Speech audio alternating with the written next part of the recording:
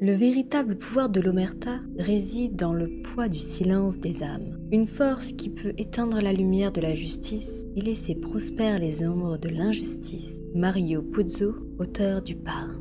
Dans le monde sombre de l'omerta, les secrets sont enterrés sous plusieurs couches de silence. C'est malheureusement la complexité entre certaines personnes qui confère au silence ce pouvoir sinistre. Bonjour, bonsoir à toutes et à tous et bienvenue dans ce nouvel épisode du Bazar d'Acacia. Aujourd'hui, nous allons plonger dans les méandres de l'industrie artistique. Là où l'omerta, ce silence imposé, dissimule des horreurs que peu osent dévoiler. Attachez-vous bien, car ce voyage risque de vous révéler une réalité sombre et inquiétante. Avant de rentrer dans les détails, il est crucial de comprendre le mot omerta. L'omerta est un terme d'origine italienne qui désigne la loi du silence. Un code de conduite qui prévaut dans certaines communautés ou organismes, particulièrement associés à des activités criminelles. Cela implique le refus de parler ou bien de divulguer des informations. Tout cela bien sûr sur des activités criminelles. Que ce soit la peur des représailles, la loyauté du groupe ou encore par crainte de compromettre sa réputation. Cette culture du silence est souvent associée à des pratiques très douteuses dans le monde artistique. Derrière cette façade éclatante de tapis rouges et de scènes brillantes se cachent des secrets qui hantent les coulisses.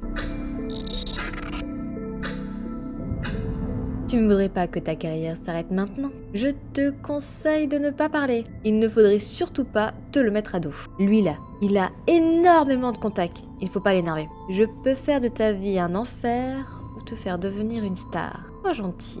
Toutes ces phrases que vous venez d'entendre peuvent vous choquer, mais elles sont très monnaie courante dans certains domaines. Le monde artistique est rempli de paillettes et de célébrités, mais vous pouvez être sûr d'une seule chose, c'est plus le côté lumineux brille, plus son côté obscur est important. Il faudra attendre quand même 2017 pour qu'un mouvement détruise enfin le mur de silence. Et ce mouvement commence par un hashtag. Vous le connaissez tous, vous l'avez déjà vu, vous l'avez déjà lu. Il s'agit du hashtag MeToo. Le hashtag MeToo est essentiellement utilisé sur les réseaux sociaux pour encourager les personnes à dénoncer leurs agresseurs. Cela a permis de mettre en lumière un mal vu de tous, mais totalement accepté. Le mouvement a suscité une prise de conscience mondiale sur l'ampleur du problème et a contribué à briser le silence autour de ces questions. En France, même si le hashtag MeToo est très populaire, nous avons notre propre hashtag. Ce hashtag a été très connu par la chanteuse Angèle. Oui, vous le connaissez, c'est le fameux « Balance ton porc ». La différence entre les deux hashtags se fait dans l'approche, qui est beaucoup plus directe au sein de l'Hexagone. Cela encourage davantage la dénonciation explicite de ces agresseurs. Nous en sommes là, 2017. Les mois avancent, les langues se délient. Nous voilà en août 2018. Et une polémique vient d'exploser dans le monde cinématographique. Cette affaire va montrer la puissance de l'omerta dans certains domaines. Mesdames, messieurs, parlons un peu de l'affaire Depardieu. D'abord, qui est Gérard Depardieu? Gérard Depardieu est un acteur de 75 ans, producteur, jury du Festival de Cannes et homme d'affaires français. Il est né le 27 décembre 1948 à Châteauroux en France. C'est l'un des acteurs les plus célèbres et prolifiques du cinéma français. Sa carrière s'étend sur des décennies avec un éventail de rôles plus que variés. Il est connu pour sa présence charismatique à l'écran, pour ses nombreuses récompenses telles que des Golden Globes ou encore un César. Mais des tâches viennent noircir le tableau de l'acteur. Il a été impliqué dans plusieurs controverses durant sa carrière. Nous pouvons déjà citer l'évasion fiscale de 2012, des multiples conduites en état d'ivresse 1998, 2000 ou encore 2012. Mais le pire, ce sont ses comportements borderline et des déclarations plus que limites, que ce soit sur les plateaux télé, sur les tournages ou encore avec le genre féminin en général. Mais malgré son comportement macho et ses problématiques connues de tous, il reste un acteur très demandé. C'est en 2018 que tout bascule. Et oui, Gérard Depardieu est de nouveau sous les feux des projecteurs. Souvenez-vous, un an plus tôt, le hashtag MeToo venait d'apparaître. Et c'est dans cette volonté de ne plus cacher que l'actrice Charlotte Arnould l'accuse de viol et d'agression sexuelle. Tout cela lors d'une rencontre dans sa maison à Paris. Par la suite, c'est l'hécatombe pour l'acteur. Avril 2023. La journaliste Marine Turchi publie dans Mediapart le témoignage de 16 femmes, comédiennes, techniciennes ou encore maquilleuses, accusant Gérard Depardieu d'agression lors de 11 tournages qui auraient lieu de 2004 à 2022.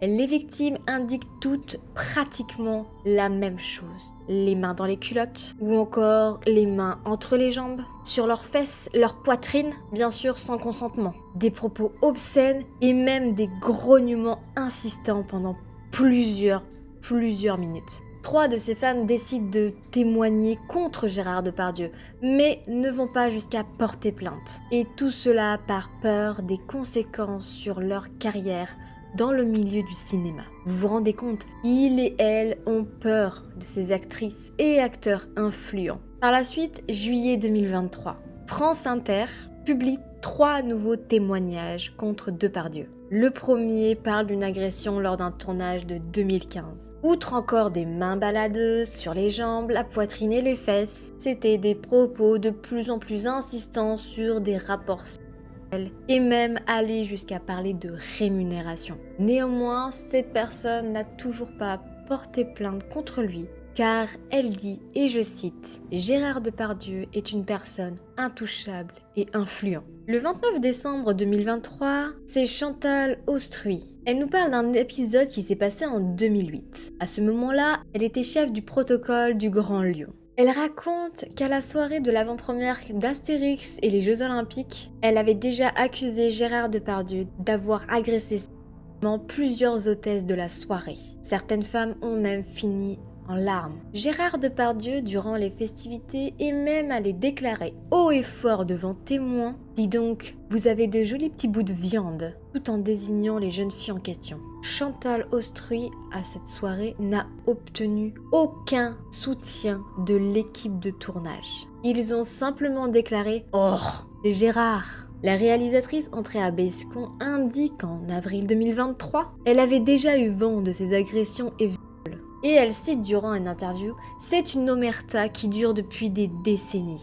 Les agressions sexistes et sexuelles de Gérard Depardieu sont totalement tolérées, voire même accueillies par des rires. » Elle est même venue à dire que dans certains moments sur un plateau de tournage, quand quelqu'un commençait à se plaindre du comportement inapproprié de Depardieu, une réponse systématique revenait à chaque fois. « Oh, ça va, c'est Gérard !» Encore une fois. Comme si la position, le prestige, l'influence, la célébrité ou encore le personnage lui-même étaient une excuse. Des histoires sur Gérard Depardieu, j'en passe. Actuellement, nous en sommes à 2 plaintes pour viol, une agression sexuelle et 6 témoignages contre lui. Nous pouvons peut-être nous rassurer en nous disant que cela ne vient que du monde du cinéma ou que du théâtre. Eh bien non, l'omerta agit aussi dans l'univers de l'opéra. Mais avec tous ces mouvements qui s'organisent, eh bien, cette omerta aussi commence doucement à se fissurer.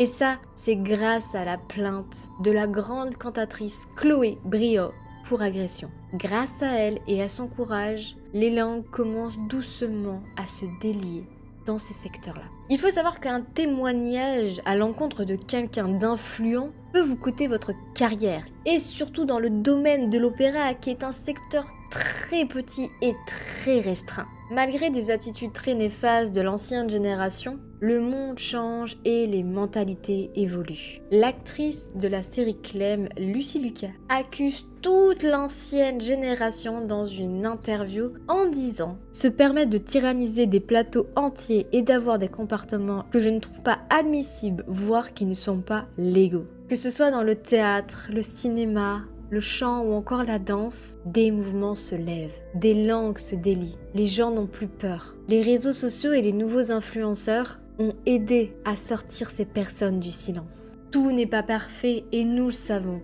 Il reste un très long chemin à faire pour cesser cette pratique. Mais une chose est sûre, producteurs, réalisateurs, metteurs en scène, acteurs, actrices, comédiens ou encore professeurs, toutes ces personnes qui se pensaient intouchables, aujourd'hui doivent comprendre que non, le métier change. Et ça, pour le bien de tout le monde. C'est sur ces mots que se termine cette vidéo. Une vidéo très dure, je vous l'accorde, mais essentielle pour moi. Car par ce contenu, je tiens à mettre en garde. Le monde artistique n'est pas tout rose. Arrivé à un certain stade, vous pouvez vite vous sentir oppressé, voire obligé de faire certaines choses. Ça pourrait passer par du chantage ou encore des menaces. Il est primordial de rappeler surtout à la nouvelle génération que non, vous n'êtes pas obligé de faire quelque chose que vous ne voulez pas faire.